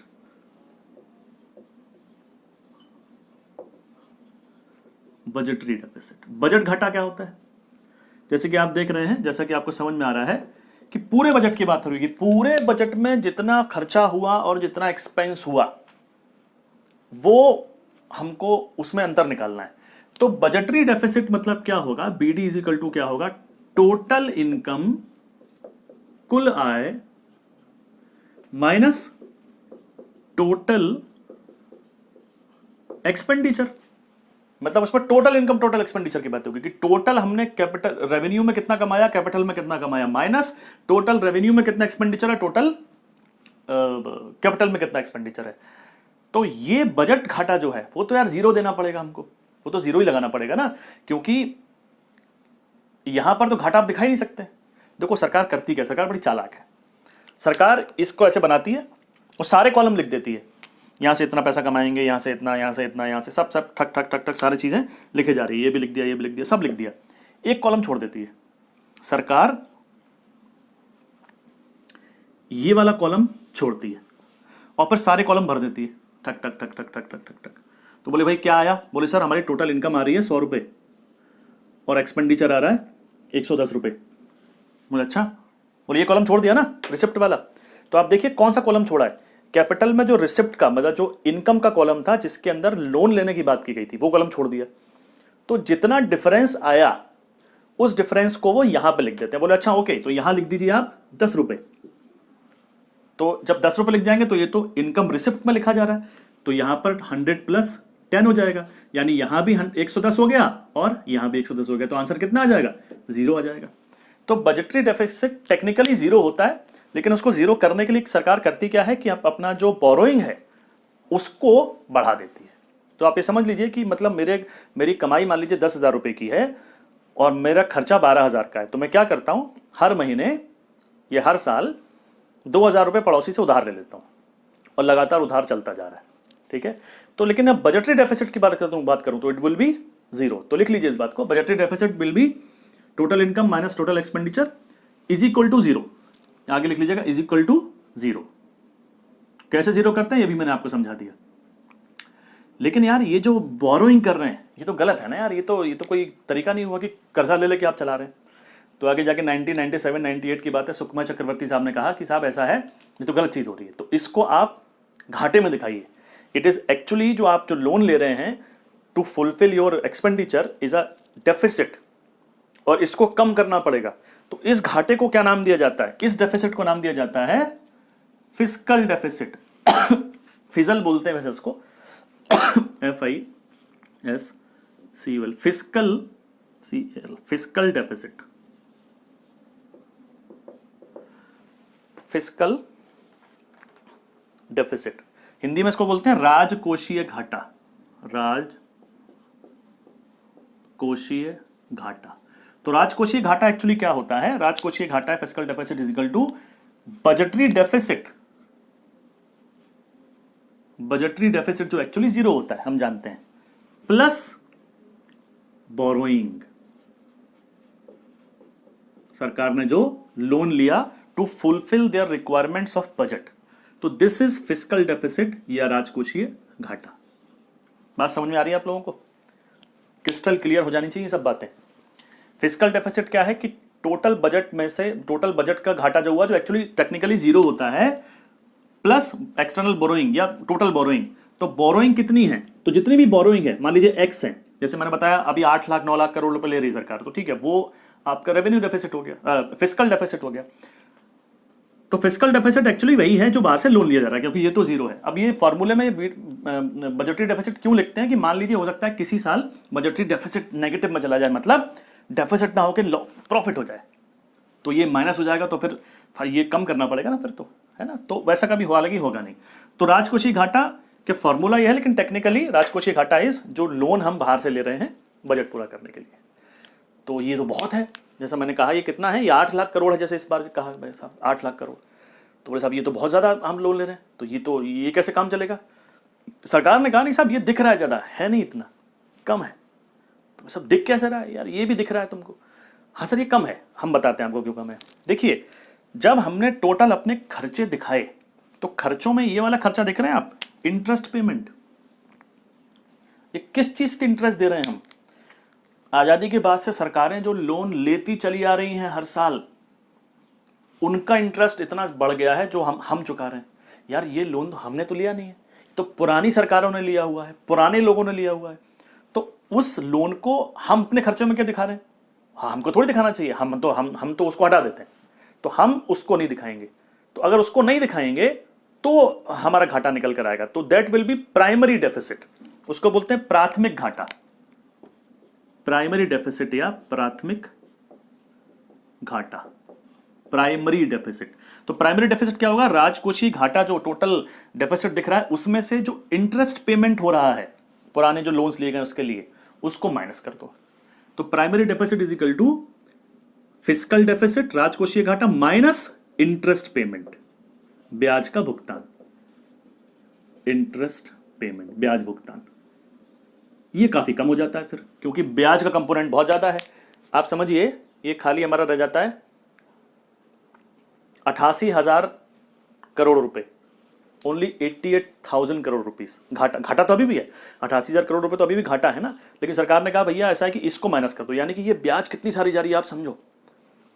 तो these are the some terms जो हमको समझ में आई होप आ गए होंगे। अब इनसे थोड़ा सा हम और खेलते हैं, और उनको खेलने से पहले हम इसको हटा देते हैं। अब हम या आपने कभी भी किसी मैगजीन में या किसी बजट में ये जो डेफिसिट है इनका एब्सोल्यूट नंबर नहीं सुना होगा। इसको कुछ परसेंटेज में शो करते हैं ये। इसको देखो आप ऐसे समझो कि मैं कोई 2 साल लेता हूं, मान लीजिए मैंने 2015 ले लिया और 2020 ले लिया, कोई भी 2 ईयर में ले लेता हूं, और यहां पर जो फिस्कल डेफिसिट था, या मैं ऐसे बोलूं कि यहां पर मैंने जो लोन लिया था, ऐसे बोल देता हूं, वो मैंने लिया था 100 रुपए का, और सन 2020 में मैंने लोन लिया था 200 रुपए का। ठीक है, कौन सा ईयर अच्छा है बताइए? आप कहेंगे 2015 अच्छा है सर। नहीं, अधूरा ज्ञान है अभी, तो अभी ज्ञान पूरा करने दो। 2015 में जो हमारी जीडीपी थी वो आई, मान लेते हैं 1000 रुपए। 2015 में हमारी जीडीपी कितनी आई? 1000 रुपए। और 2020 में हमारी जीडीपी आई 3000 रुपए। अब बताइए कौन सा अच्छा है? मतलब यहां पर हम अगर 1 रुपया लोन ले रहे हैं तो उससे 10 रुपया का उत्पादन कर रहे हैं, और यहां पर अगर हम 1 रुपया लोन ले रहे हैं तो उससे कितने का उत्पादन कर रहे हैं? 15 रुपए का उत्पादन कर रहे हैं। ठीक है, तो कौन सा बेहतर हुआ? अब आप कहेंगे सर ये बेहतर हुआ, तो दिस इज बेटर। तो दिस इज बेटर। तो अगर लेकिन अगर हम एब्सोल्यूट नंबर की बात करें तो आप कहोगे सर तो इतना सारा लोन बढ़ गया, और सर इतना लोन ले रहे हैं, इतना रुपया लोन ले रहे हैं। लेकिन नहीं, हम अगर परसेंटेज के हिसाब से बात करेंगे कि भैया इसके परसेंटेज में देखो कि 10 रुपए का ये कितना परसेंट है, 15 रुपए का ये कितना परसेंट है, तो यू विल सी कि दिस इज स्लाइटली बेटर। इसलिए इन नंबर्स को इन चीज़ों को कभी हम नंबर में शो नहीं करते, इनको हमेशा जीडीपी के परसेंटेज में शो किया जाता है कि फिस्कल डेफिसिट जीडीपी का कितना परसेंट है, प्राथमिक घाटा प्राइमरी डेफिसिट जीडीपी का कितना परसेंट है, रेवेन्यू डेफिसिट जीडीपी का कितना परसेंट है। तो मैं एक सबसे पहले टेबल बनाता हूं और आपको उसमें एब्सोल्यूट नंबर लिखा दूंगा, हालांकि एब्सोल्यूट नंबर कभी पूछे नहीं जाते, जीडीपी का परसेंटेज पूछा जाता है। तो एक टेबल हम बनाते हैं, उस टेबल को आपको लिखना है, उसमें मैं 2 साल का कंपेरिजन आपको बताऊंगा। तो सबसे पहले रेवेन्यू डेफिसिट कितना था, इफेक्टिव रेवेन्यू डेफिसिट कितना था, देन बजटरी डेफिसिट तो जीरो होता ही है तो उसको लिखने की हमको जरूरत नहीं है, देन फिस्कल डेफिसिट कितना था, देन प्राइमरी डेफिसिट कितना था। हम कौन कौन से 2 साल ले लेते हैं, हम ले लेते हैं पिछला साल और ये साल ले लेते हैं, एक काम करते हैं, ठीक है। तो पिछले ऐसा करके टेबल आप बना लेंगे, पिछले साल यानी कि 2019-20 और ये साल यानी कि 2020-21, ठीक है। तो पिछले साल जो बजट था उसमें रेवेन्यू डेफिसिट कितना था, एब्सोल्यूट नंबर वाज 499,544। ये एक एस्टीमेट बनाया है सरकार ने, ठीक है। ये अगले कुछ समय बाद ये फाइनल आंकड़े आएंगे। तो इतने लाख करोड़, ये आंकड़े जो मैं बता रहा हूं लाख करोड़ में बता रहा हूं, तो 4,99,544 करोड़ ये हमारा रेवेन्यू डेफिसिट था। जो जीडीपी का परसेंटेज कितना था, तो 2.4% ऑफ जीडीपी था, which was 2.4% of our GDP. यहां पर ये कितना होने वाला है, इस साल ये हो रहा है 609,219, which will be 2.7% of GDP, यानी कि बढ़ गया, पिछले साल के कंपैरिजन में बढ़ गया है, which is not a good sign. Effective revenue deficit कितना है, ये है 307,807 और ये जीडीपी का 1.5% है। इफेक्टिव रेवेन्यू डेफिसिट क्या होता है, आप समझ गए कि इस पैसे में से हमने वो पैसे को माइनस कर दिया जो कि हमने राज्यों को एसेट क्रिएशन के लिए दिया था, आप समझ रहे हैं ना, तभी इफेक्टिव रेवेन्यू डेफिसिट आया है। और इफेक्टिव रेवेन्यू डेफिसिट कितना आया है 2021 में कितना है, it is 402719 which is 1.8% of GDP. अब जब ये ज्यादा था तो ये तो ज्यादा होना ही है, वो दोनों ज्यादा ही हैं पिछले साल के कंपैरिजन में। अच्छा, फिस्कल डेफिसिट राजकोषीय घाटा ये कितना है, ये ही देखने वाली चीज होती है, इसी पर सारी बातें होती हैं। जब विदेशों से कोई आदमी देखता है इंडिया की इकोनॉमी को तो वही देखता है कि यहाँ फिस्कल डेफिसिट कितना चल रहा है, ज्यादा है तो यार ये इकोनॉमी तो अच्छी नहीं है, कम करना है इसको। तो पिछले साल ये था 766,846 which was 3.8% of the GDP. 3.8% is slightly higher क्योंकि FRBM एक्ट ने 3% की सीमा दे रखी है। चलो इसके बाद वो भी बताता हूँ। दिस साल इट इज 7,963,6,337 लाख करोड़, यानी लगभग 8 लाख करोड़ हो गया। And now it is 3.5% of GDP. देखिए समझिए, एब्सोल्यूट वैल्यू बढ़ रही है यहाँ पे, लेकिन परसेंटेज ऑफ जीडीपी की बात करें तो थोड़ा कम हो गया। ये बजट दिया है सरकार ने, बट इसके बाद आ गया कोरोना, और कोरोना हो तो फिर भैया अब क्या होगा, फाइनल आंकड़ा कुछ समझ नहीं आ रहा इस बार।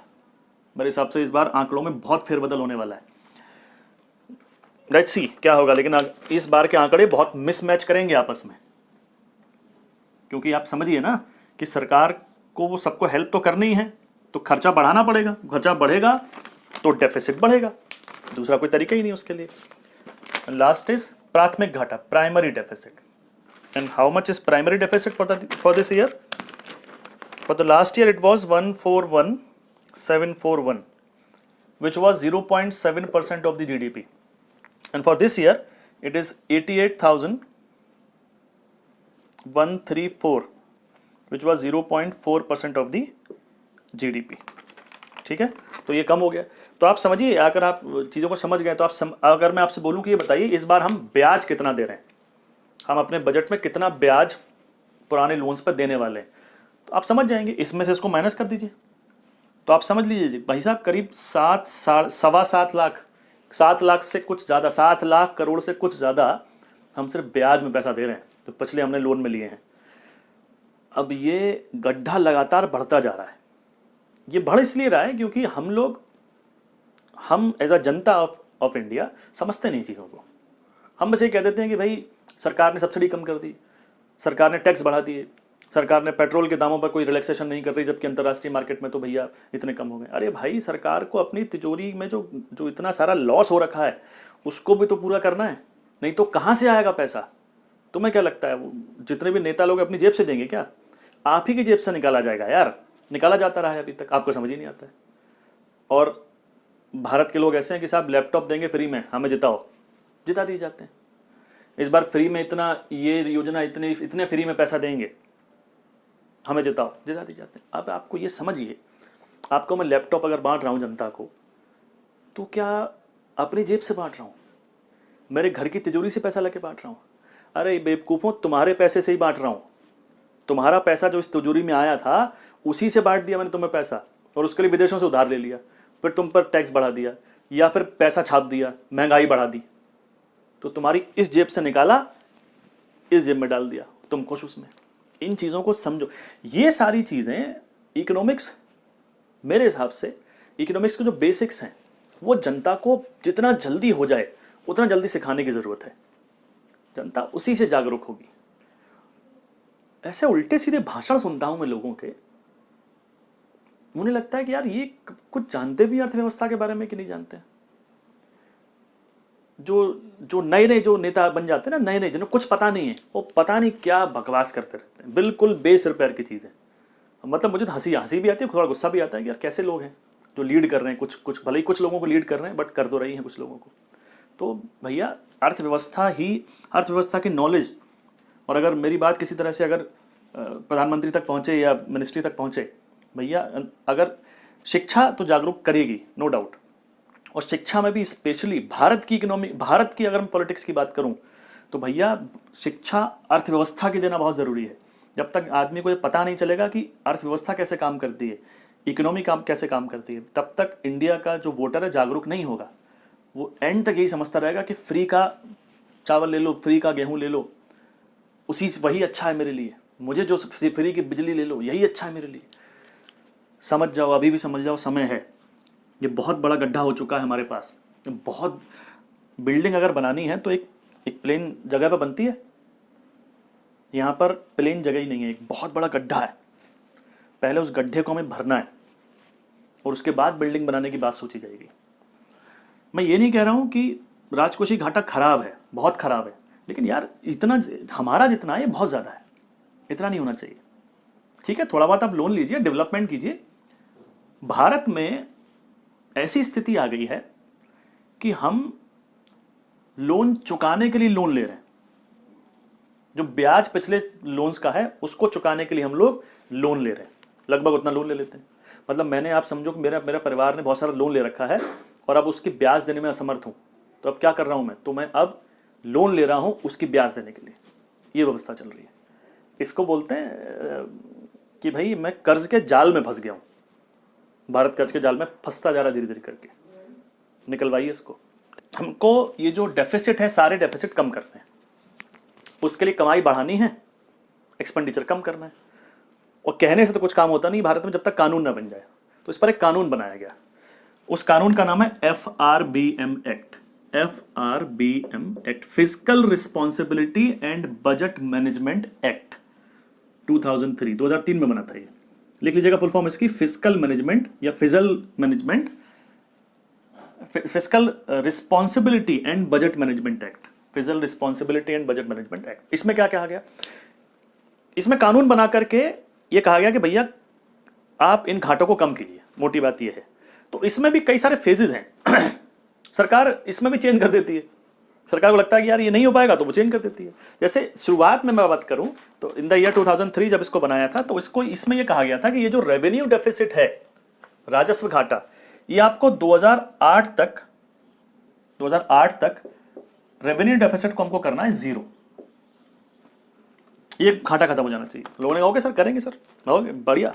लेकिन कहाँ कम होने वाला था, सरकार को लोक लुभावन योजनाएं देनी होती हैं, ऐसी योजनाएं जो लोगों को अच्छी लगे, योजनाएं देनी है, नहीं तो जीतेंगे कैसे हम लोग, है ना। तो घाटा बढ़ता चला गया कुछ इसमें कोई चेंज नहीं हुआ। तो फिर और बातें होने लगी। फिर जब इफेक्टिव रेवेन्यू डेफिसिट की बात होने लगी तो उसने कहा अच्छा चलो भाई मेरे ऐसा एक काम करो, मत करो रेवेन्यू डेफिसिट कम, इफेक्टिव रेवेन्यू डेफिसिट को जीरो कर दो यार, इसको जीरो कर दो। और इसके लिए मैं तुमको समय सीमा जो दे रहा हूं वो इसके लिए समय सीमा तुमको दे रहा हूं मैं 2015 तक इफेक्टिव रेवेन्यू डेफिसिट को कम कर दो। इसकी बात हुई। और साथ में फिर यह हुआ कि जो फिस्कल डेफिसिट है, राजकोषीय घाटा, उसको कम कीजिए, उसको जीरो मत कीजिए। चलिए अच्छा ठीक है, आपको समझ में नहीं आ रहा, जीरो मत करो उसको भैया, 3% ऑफ जीडीपी ले आओ, 3% ऑफ जीडीपी इसको हमको लेकर के आना है। समय समय पर कई सारे परिवर्तन इसमें किए गए क्योंकि ये एक्ट है, सरकार इसमें चेंज कर देती है। 3% ऑफ जीडीपी लेकर आना है, ऐसा एफआरबीएम एक्ट कहता है। लेकिन उसमें बहुत सारे क्लॉज ऐसे हैं कि कई आधारों पर सरकार इसको बाईपास कर सकती है। लेकिन जैसे कई आधार हो सकते हैं, जैसे कि मान लीजिए कोई स्ट्रक्चरल रिफॉर्म लेकर आना है, कोई टैक्स की संरचना में सुधार करना है, कोई युद्ध हो जाता है, वॉर हो जाता है, कोई इमरजेंसी आ जाती है, कोई नेचुरल कैलामिटी आती है, ज्वालामुखी फट गया, भूकंप आ गया, कोरोना आ गया, तो ऐसी कोई सिचुएशन है तो आप इसको बढ़ा सकते हैं। तो सरकार ने इस क्लॉज का इस्तेमाल कर करके देखो, इस साल भी कितना रखा है, पिछले साल भैया 3.8 हो गया, इस साल 3.5 रखा है, टारगेट ही 3.5 रखा है, तो फिर 3 कहां से आएगा, 3 तो आ ही नहीं सकता। तो इसमें ठीक है, ये एक एक्ट है, ऐसा नहीं कह रहा हूं कि एक्ट नहीं है, बट स्टिल जैसे मैं आपको बताऊं कि एनके सिंह कमेटी बनी थी 2016 में शायद बनी थी, तो उन्होंने ये कहा था कि भाई बाय द ईयर 2020-21 यानी ये वाला जो साल है, इस साल में it should be 2.8% of the GDP. ये एफआरबीएम के ऊपर ही बनी थी एनके सिंह कमेटी। और इन द नेक्स्ट ईयर यानी 2021-22 नेक्स्ट ईयर में it would be 2.5% of the GDP. तो इस साल तो टारगेट ही 3.5 है, तो इस साल तो सरकार ने माना नहीं। अगली साल तो ये होना बड़ा मुश्किल है क्योंकि अभी तो कोरोना के कॉन्सिक्वेंसेस सामने आएंगे। अभी तो कोरोना बस जा रहा है, पता नहीं कब जाएगा, ठीक है। तो इसके कॉन्सिक्वेंसेस सामने आएंगे। तो अगले साल भी 2.5% हो पाएगा कि नहीं हो पाएगा। एफआरबीएम के टारगेट्स चेंज होते रहते हैं, सरकार इसको समय पर चेंज करती रहती है, लेकिन एक एक्ट है, एक कानून बना हुआ है, इसके बारे में आपको पता होना चाहिए। इसका फुल फॉर्म वगैरह कब आया, क्या हुआ। आज की डेट में इसकी जो टारगेट है वो 3% ऑफ द जीडीपी है, लेकिन एनके सिंह कमेटी ने कहा है कि भैया बाय द ईयर 2021 एंड 2021-22 तक इसको 2.5% तक लेकर आना है, which is unlikely to happen, जो होना थोड़ा मुश्किल लग रहा है, ठीक है। तो ये हो गई साहब डेफिसिट की बातें। कुछ और बातें करते हैं बजट के बारे में नेक्स्ट लेक्चर में। नमस्कार।